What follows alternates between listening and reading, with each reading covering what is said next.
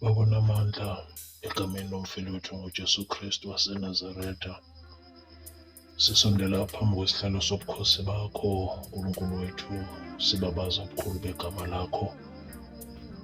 Wena mbali yaseSharon, umthombo wethu wokuphila, sinkwa sethu semihla ngemihla, yawe, wena unguye. Siyakubonga Moya Ongcwele ngokuba izwi lakho aliwaqamba amanga, futhi izwi lakho alibuyile labatha. Namhlanje ebusuku khuluma ngezwi lakho, Nkulunkulu onamandla. Usikhumbuze ukuthi uma amandla omkhuleko ephela, wena ukhona njalo Nkosi ukuba usigcwalise. You are always there to re-energize us. In the mighty name of our Lord Jesus, we pray. Amen. Bazalwane, namuhla ngizwe nginokuthokoza okukhulu. Lokhu kuthokoza ukuthi uJesu uyinkosi. uJesu uyinkosi, uyabusa. Kodwa namhlanje akukhona kuphela lokho engizoninika khona. Namhlanje ngizothi mzalwane wami, khuleka ungaphezi, ngokuba uNkulunkulu uyayilwa impi yakho. Athi omunye umhlabeleli basheshe bahleka, kanti inkosi ingezwile.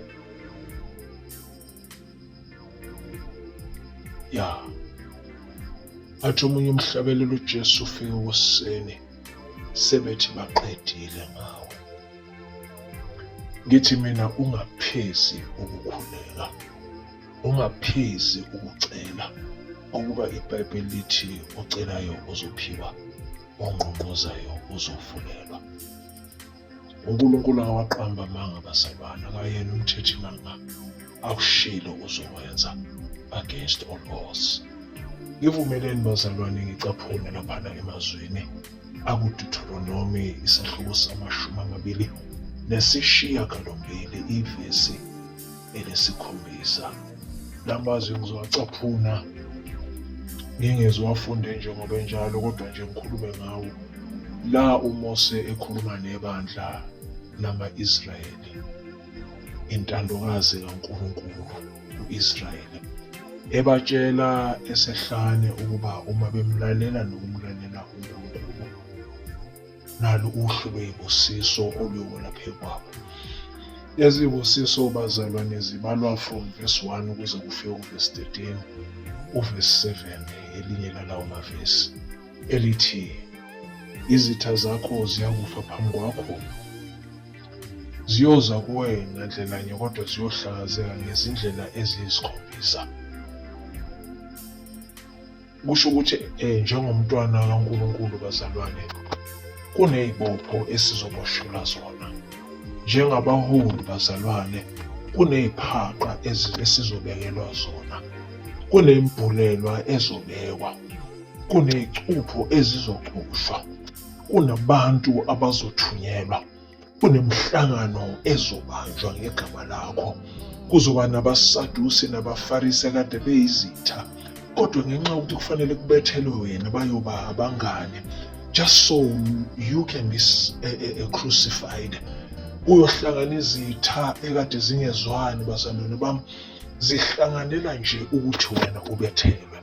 Kodwa nawa amazwi azokupha amandla ukuthi ziyocushwa izicupho, iziphaqa ziyobekwa, imihlangano iyobanjwa, imbungazo iyoba khona.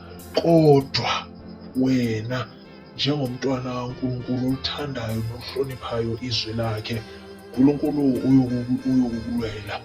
Bayofa phambi kwakho. Angikhuluma ukufa kokuphuma komphefumulo, kodwa iy'nhlelo zabo ziyofa phambi kwakho. Yebo, uNkulunkulu uyawuwenza wena ukhanye, ube sibani esikhanya entabeni esibonwa yiwo wonke umuntu. Uyoligcoba ikhanda lakho ngamafutha, indebe yakho ichichime. Uyokudlulisa ey'ndaweni la wena obungathembi khona ukuthi ubungaphuma uphila. Uyowushula umhlabelelo uthi uNkulunkulu uthando lwakho kithina abantu lukhulu, wanikela ngendodana yakho. Haleluya, haleluya. Uyakusho ukuthi sangena lapho kuthiwa kungenwa, saphinde saphuma lapho kuthiwa akuphunywa, ngenxa yokuthi thina simenzile isiphephelo sethu.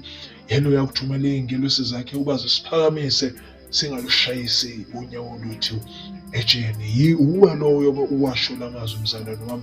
Washo ngoba ujabule, washo ngoba uthokoza, washo ngoba umbona uNkulunkulu ezenza iy'mangaliso. Wena ungalwanga, wena ungakhulumanga, kodwa yena ekukhulumela, egcoba ikhanda lakho ngamafutha, nendebe yakho ichichima. Ngizothi ngalamazwi bazalwane, nami ngimbonile uNkulunkulu ekwenza lokhu. Ngisemsebenzini, isimo sinzima, ngivukelwa ngapha nangapha, ngihaqiwe ngapha nangapha, kodwa uNkulunkulu walubonisa uthando lwakhe. Kungekhona ukuthi mina ngenze kahle phambi kobuso bakhe, kodwa kubufakazi ukuthi uNkulunkulu uthando lwakho kithina abantu lukhulu. Wenza okungenzeki kwenzeke. Bazalwane bami, ngizothi khuleka ungaphezi. Bazalwane bami, ngizothi ungapheli amandla. Bazalwane bami, ngizothi noma isimo singavumi, khuleka, ngoba uza kumbona uNkulunkulu ewukulwela. Uza kumbona uNkulunkulu emi phambi kwakho. Uza kumbona uNkulunkulu ekulwela. NoGoliyathi engeyena uGoliyathi, uGoliyathi engelutho, ngoba wena uqondisisa ukuthi wena uhamba nenkonyama kaJuda, wena uhamba nonsimbi edlezinye, wena uhamba nongahlulekiyo, wena uhamba noNkulunkulu woNkulunkulu, uhamba nenkosi yamakhosi, uhamba neqhawe lamaqhawe. Namhlanje nje ngizothi khuleka ungaphezi, khuleka ungaphezi, ngegama lomfelo wethu ngoJesu Kristu. Asikhuleke. Babona amandla egameni lomfowethu ngoJesu Kristu waseNazaretha. Siphakamisa amehlo ethu endabeni zethu. Usizo lwethu luyakuvela phi na? Usizo lwethu luyakuvela kuwe uNkulunkulu wethu. Usizo lwethu luyakuvela kuNkulunkulu wethu ongalaliyo, ongozeli, osibhekile ubusuku nemini. Ngithi uNkulunkulu onamandla, sifundise njalo ukubekezela, sifundise njalo ukunxusa, sifundise njalo ukukhuleka singaphezi, sifundise njalo ukubonga singaphezi, sifundise njalo ukujabula nokuthokoza singaphezi, sazi ukuthi inkosi enamandla, the joy of the Lord is our strength. Sifundise uNkulunkulu wethu ukuthi nasey'meni ezingasivumeli uba sikhuleke, kodwa uNkulunkulu onamandla sikhuleke. Sikhuleke ngakho konke esikho, sikhuleke ngakho konke esinakho. Sipha amandla amasha Moya Ongcwele, ngegama lomfeli wethu ngoJesu Kristu, ubongwa manje kuze kube phakade. Amen. Bazalwane bami, ngiyabonga ukuthi niyinikile lesikhathi nawulalela lo myalezo engathi uNkulunkulu benganivakashela, nize niwudlulisele nakwabanye abangawuzwanga, nibatshele nje ukuthi khuleka ungaphezi. Ulokhu ushilo ukuthi khuleka ungaphezi, ngoba kwesinye isikhathi lokho kuphela umuntu afuna ukuzwa. Kwesinye isikhathi uNkulunkulu ufuna ukuthi, kwesinye isikhathi umuntu ufuna ukuzwa ukuthi ngesikhathi wena ukhuleka ungaphezi kwenzakalani. Batsheleni bonke abazalwane ukuthi masikhuleke singaphezi, silihambise leli vangeli lothando bazalwane, singakhathali. Silihambise leli vangeli lenkuthazo, singakhathali. Sazi nje ukuthi uNkulunkulu unathi ngazo zonke ikhathi. Thank you so much for taking your time to listen. Bazalwane, I'm not doing this for the fame. I'm not doing this for the subscribers. I'm doing this for the love of the gospel of love. Ivangeli likaJesu Kristu waseNazaretha kuphela. God bless you in Jesus' name.